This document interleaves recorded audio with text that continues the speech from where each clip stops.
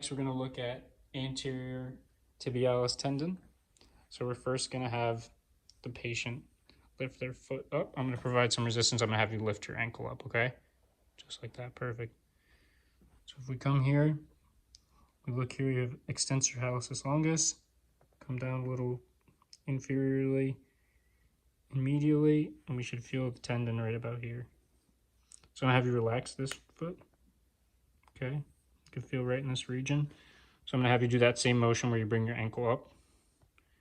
Yeah, and we can feel the tendon right in this area. So again, extensor hallucis longus, come down. As we come down, go a little more medially to the medial aspect of the bone right here. You should find the anterior tibialis tendon right in this region right here. We're going to palpate the fibularis longus muscle belly and the tendons. So if we start at the fibula and we work our way down, we'll feel that fibularis longus muscle belly because it goes the length of the fibula. So if we start about top here, you can feel it as we go down. The muscle belly right there. Then when it comes down to the tendons, we're going to feel the lateral malleolus, hard bony prominence right here. It's just inferior to the lateral malleolus right here. Right here will be our tendons, right below that lateral malleolus. So I'm going to have you turn this ankle like that. Perfect. So again, if we come down, lateral malleolus, you can feel it right in here. This would be the fibularis longus tendons. They're just underneath and below that lateral malleolus. Right about here. Next, we're going to palpate the anterior talofibular ligament. So if we come down here, just inferior to the lateral malleolus, we find those tendons that we previously palpated before of the fibularis longus.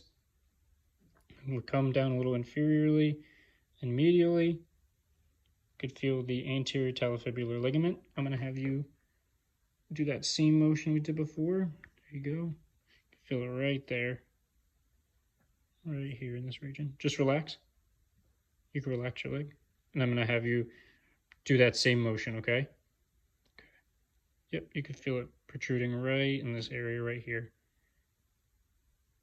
Today we're going to be doing handheld dynamometer test for ankle eversion. So I'm going to just grab your foot and just show you the motion. That's what I'd like you to do. So when we're doing this motion, just up and out, okay? Try not to go up and out, but just try and go out. Yeah, just like that. Okay. And no, like, try not to move your hip or anything. Just focus on just this motion with the ankle, okay?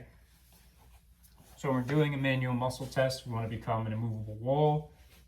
So we're going to put the head of the dynamometer right on the head of the fifth metatarsal. It's right about here, okay? And I'm going to give you a 1, 2, 3. I'm going to have you push into me, okay? Okay. Okay. Make sure we have good form. Holding that leg if we need to. Nice lunge form. Try and lock that elbow in as much as we can while giving the patient some space to move. Okay? When I say 3, all right? 1, 2, 3. Push, push, push, push, push, push, push. And good. So we're going to be doing a manual muscle test for ankle dorsiflexion. So I'm going to first have you just bring your foot up. Yep. Okay. Do you mind just relaxing this one and just bringing your leg back for me? And then just doing that, just that up motion of the ankle. Perfect. Okay. You can relax. So we see that our patient would get at least a 3 because they're able to go through the full range of motion against gravity. So now what I'm going to have you do is I'm going to have you bring this foot up again to that full flexion. Perfect. Okay. So I'm going to be pushing you down, and you have to keep this foot up while I push you down, okay? Okay. So don't let me push you down. Okay. Okay. Good stabilization. Come over the top. Okay, like that. So on 3, we're going to do what I said, okay? So I'm going to push you down. You're going to try and keep it up. Yep. All right. 1, 2, 3.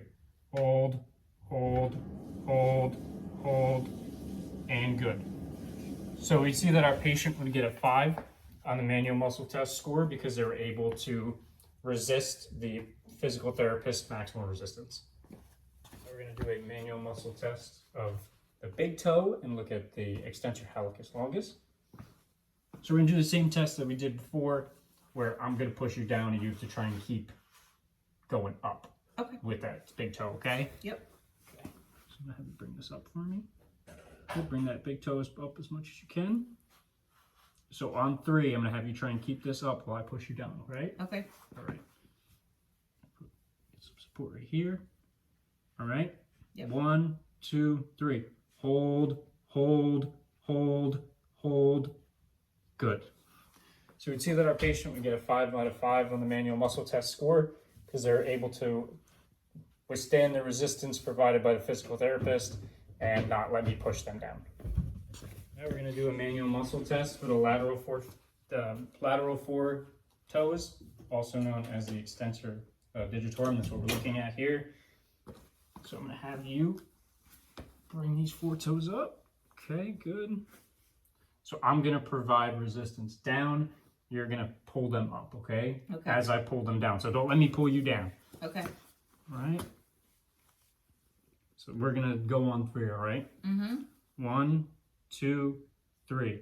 Hold, hold, hold, hold, hold, and good.